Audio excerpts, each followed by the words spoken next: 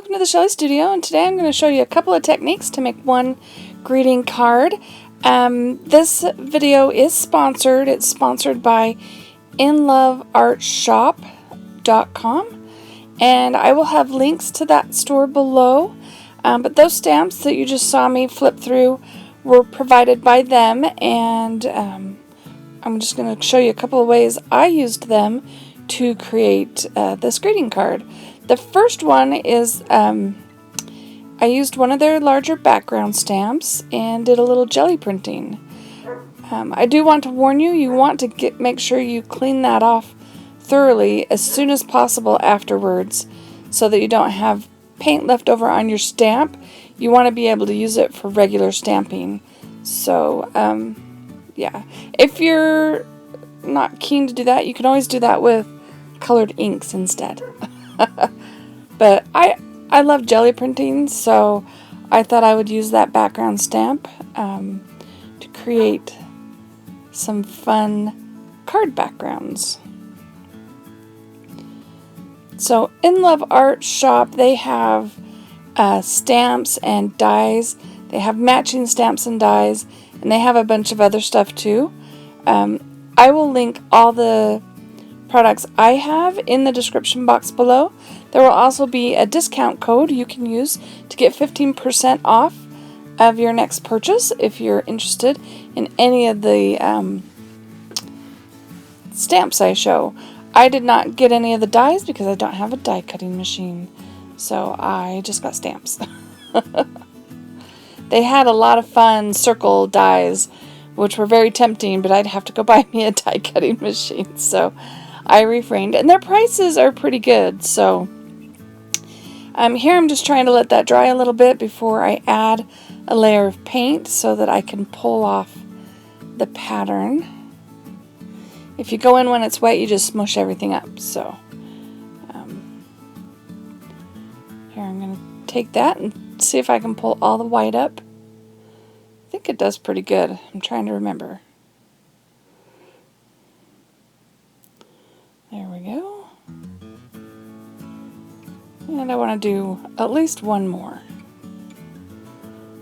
And this time I get a little too heavy-handed with the white paint. You don't need that much paint on this little teeny 5x7 plate.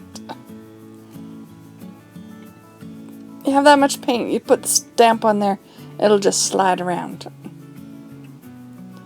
So this time I'm covering the whole thing. So I'm going to do it there, and then I try to do it where it won't look like it's a cut off in the middle. There we go.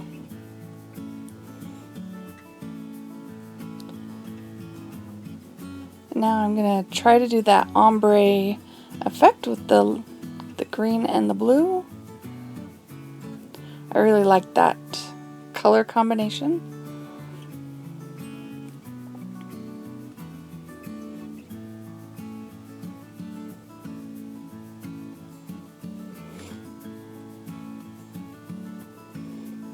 I'm rubbing it really good. I want to make sure I can lift off the white, so I rub it super good.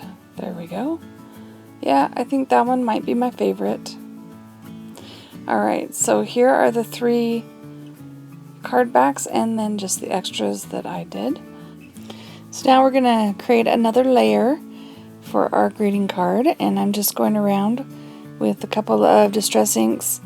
I can't remember the name of the blue. I think the other one, the greenish color, is Cracked Pistachio. Oh, the blue is Mermaid Lagoon. That's what it was. And I'm just using a makeup sponge. I think that's what I'm using. Just to blend that from the edges in. It's not the perfect blending tool. Brushes would probably give you a smoother finish. This one's quite textured. But I think it's also textured because I've touched those cards a lot. You get fingerprints on them, and then the ink soaks in differently. So just remember that when you're messing with paper, if you put your fingers on it, it's going to leave a mark.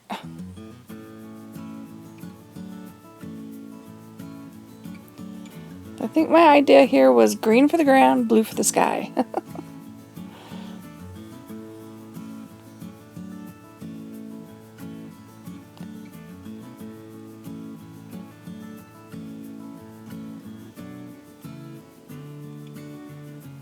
Alright.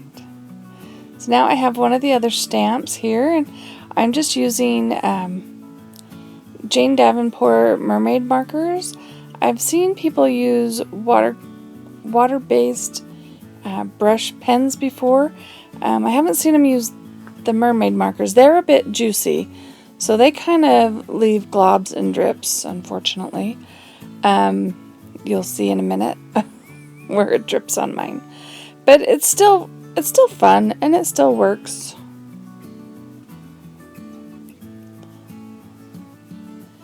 I'm just adding green where I think the green is, and other colors where the flowers are. See, right there. All I was doing was taking the lid off that thing. And it dripped. Alright. We're just going to stick that on. I'm letting it sit there for a minute. It doesn't look like much, but it'll look better, I promise. And since these are watercolors, we're going to activate them with a wet brush and sort of blend them and fill them in a little bit. So I'm doing the same thing for the next card, and yet another drip on my on my background from that same extra juicy watercolor brush. Alright, that one was even worse than the last one. And I did clean that off thoroughly with a baby wipe, just to make sure the stamp was good and clean. And here this is just a wet brush. I'm just activating the watercolor that was stamped on there.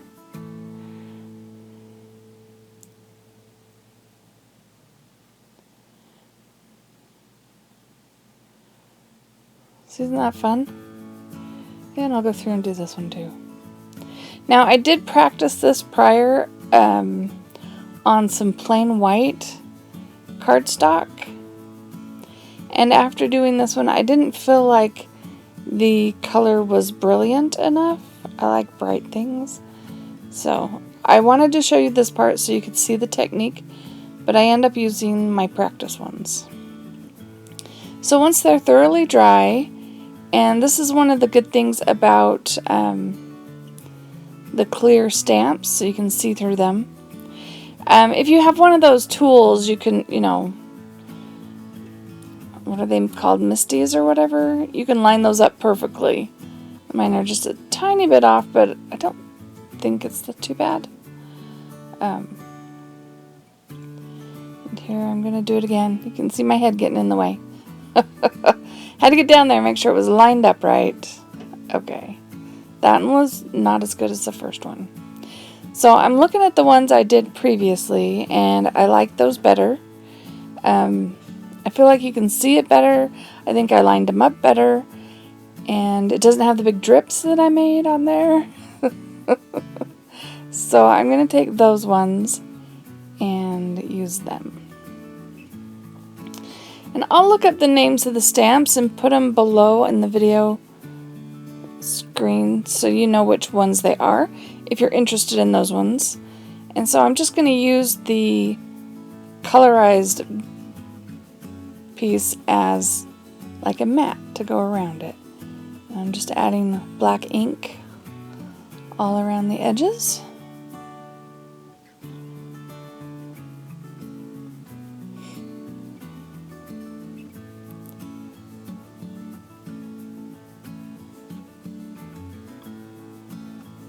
It's not real bold, but it's just enough of a line that I think it just helps. It just gives that little extra something. And I thought I'd add a little bit of ribbon to it just to make it more interesting. Lots of layers are fun, I think, in making cards.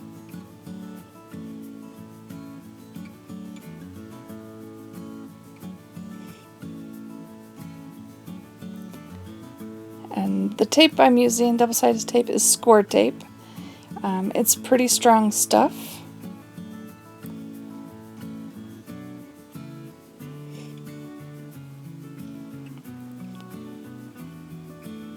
And I'm going to use the same thing to hold the ribbon down.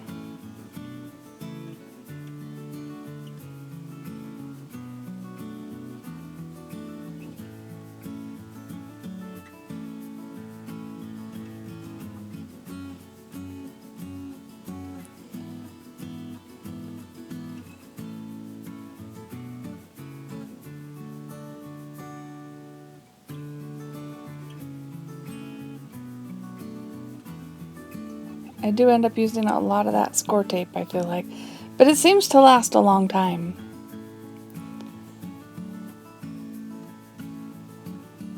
Alright, I've got that down. And then we're going to put it on our card blank. So yep, more of that. But this time, I'm also going to add some glue. I just want to make sure, because it's kind of heavier, that it's going to be secure. And you could do that with the different layers too, I just didn't do it.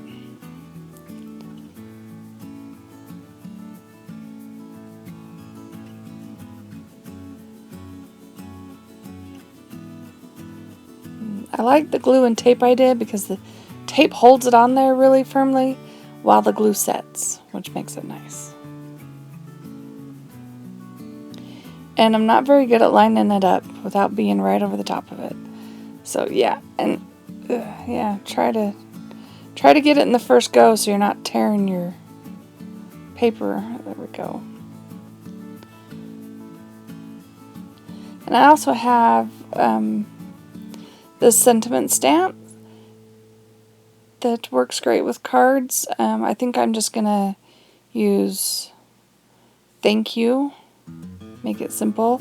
I usually don't put a sentiment on my cards until I'm ready to use them, and then I'll just pick the one, you know, that works. Or sometimes I just leave the front of it blank and just put it all inside and just handwrite it.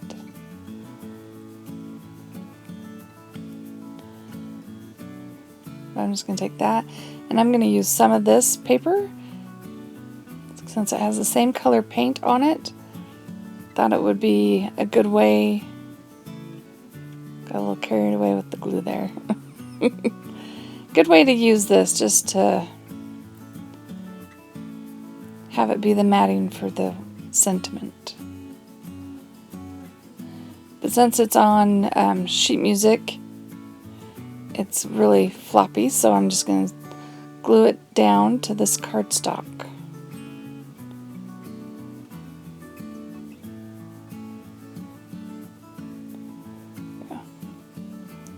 My glue stick's not cooperating with me.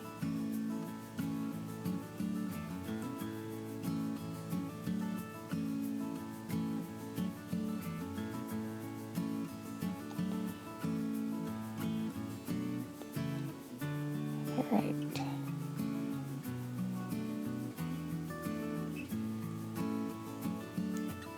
This is how I like to mat things. I like to do it with my paper trimmer. That way I feel like I get nice straight even border. And again, going around with the marker, covering up the white, giving it a nice sharp black line. And there we go. So I hope you liked that video. Check out the website in the link below for In Love Art Shop. And don't forget there's a 15% off coupon down there. If you did like it, please give me a thumbs up, share it with your friends, and if you'd like to see more from me, please subscribe. Thanks for watching.